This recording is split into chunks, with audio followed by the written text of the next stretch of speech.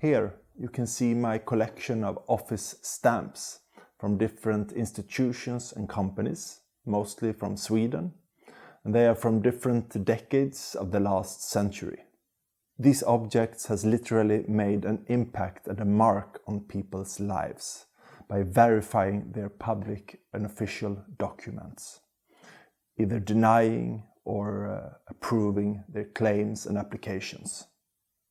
If someone were to ask me why I have a collection of office stamps, it's not entirely easy to answer that question. It might be that they have a certain nostalgic shimmer about them, that they have a certain historic value, or maybe they become a bit redundant in today's digital handling of paperwork.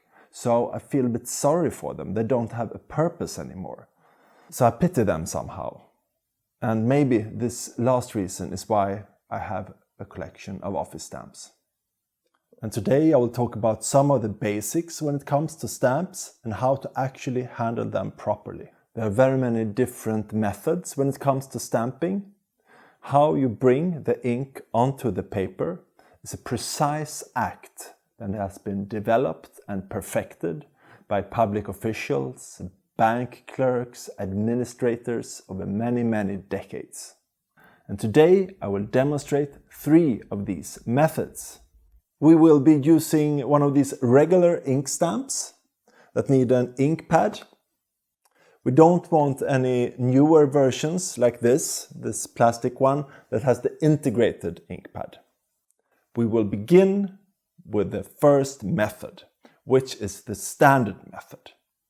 Then you will begin with your stamp, you have your ink pad, you have your paper, and begin with firmly pressing the stamp here.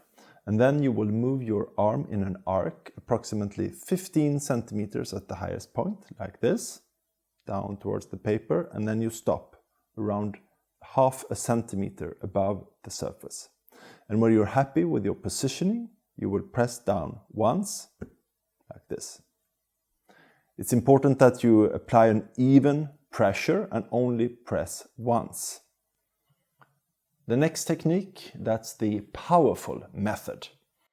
You begin exactly the same by inking your stamp on this ink pad, and then it's also important to note that it's good to have it where you have your main hand, because you will be able to use your upper body strength a little bit in this movement. And this here you will stop around 30 centimeters above the paper, not 15 as in the last method, like this. And then you can take a deep breath and count to 3, and then quickly and firmly press the stamp against the paper, like this.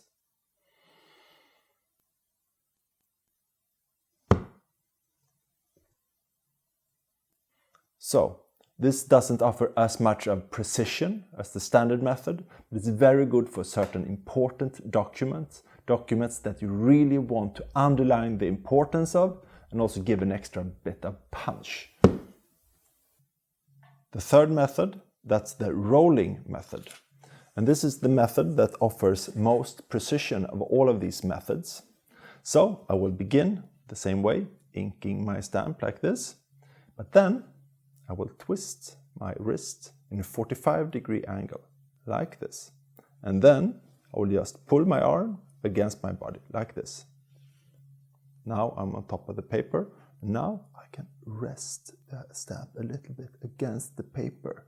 So it's very easy to get horizontally aligned with the text, for example. And then I will bring the ink onto the paper in a movement forward, a rolling movement forward, like this. Very precise, very delicate.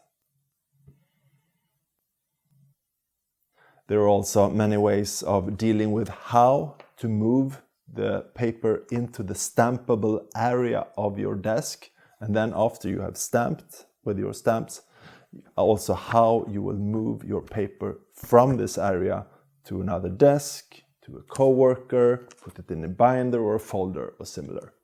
All of these movement patterns have played an important role in administrative environments and been a very important part of executing official power for centuries. And now these choreographies are slowly being forgotten. The tactile knowledge of ink, paper, and other office tools are slowly sinking into the realm of the unknown.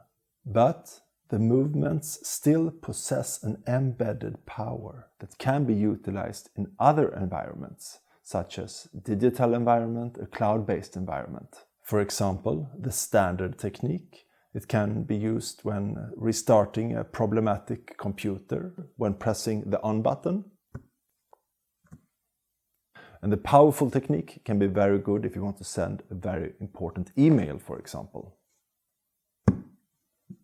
Please experiment with these movements at home, but please be careful. As they are powerful movements, they should be handled with care.